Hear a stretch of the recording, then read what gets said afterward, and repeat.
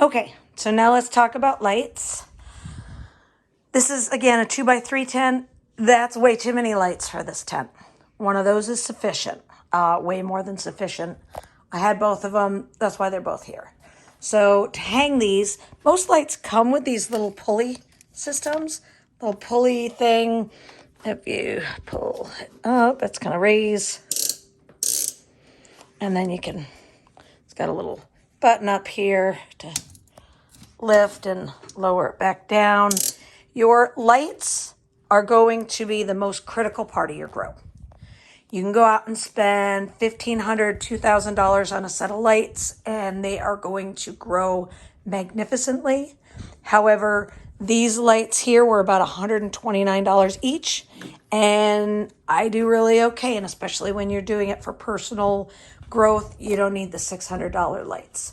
I did just buy one that was $250, but it was basically the size of both of those together. So still about the same price. So they hang from there. Your lights will come with instructions. And also they will tell you, depending on what size tent, how many watts you need per square footage. So you'll have to look into that and make sure you got sufficient enough light. They all come with a dimmer. So I've got these at 25%. They go up to 100. I'll show you they are pretty bright. You don't want to look at them with your eyes. In fact, some people recommend having eye protection when you get in and out of the tent to protect you from the solar. I had some, but I just stopped using it. I try not to look directly into the lights. If I go to get in the tent, I might just, put them back. But they hang here. Your lights will come with instructions that tell you when you first put in your plants, you need to give it an acclimation period of a day or two at a certain percentage. Seedlings, which are very, very delicate and need minimal light, are going to be a low setting. Again, that'll be specific to your light. And then when they get into vegetative state, and we'll talk more about vegetative and flower states further on in these videos, but for right now, just be aware that you need to read your instructions for the lights. Now, in addition to buying lights, I highly recommend getting a manual, especially if you're doing photo period, a manual timer. So I use these like at Christmas time for my Christmas lights. They basically have these pins here. You pull out, you set the time, and then you can set, if it's up, it's off. If it's down, it's on. You set the timer so that your lights will turn off and on when you want them. They have some fancy stuff, including the sensor that comes with AC Infinity. You can actually set up digitally lights on and off, but that scares me, especially if you're doing photos that are light sensitive, because if you had a power surge or some kind of glitch, now you don't have an issue. If you do have a power surge and the power's out for an hour or two, then that will stop going around and it will impact it. But usually, at least in my house, power's never out for more than a minute or two. So that's something to think about.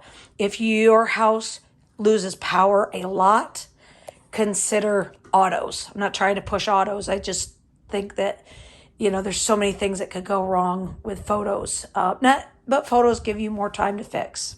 Anyway, I'm digressing.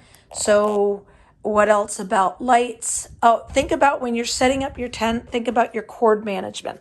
So I told you AC Infinity's got all these nice little holes here, and they've got there's a little pull string on this side. There is a pull string on the other side to make it so that light's not just coming through, make it harder. Oh, I like this tent too because the side velcros up so you don't have to hold it. So think about your cord management. You don't want your cords all hanging and dangling down. So I try to run everything in the small tent. I try to run everything out. In my big tent, all of my extension cords are on the inside. So I got my little extension cord here plugged into here. I will also plug my fan in here.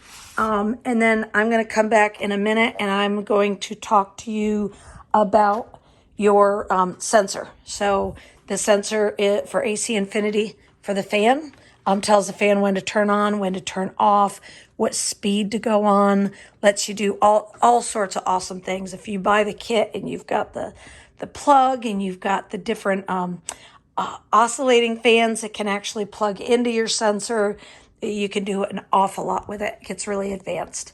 But at a bare minimum, you need to have your fan set up. And if you have the sensor along with it, it allows you to not just run it constantly, and you can just run it when it needs.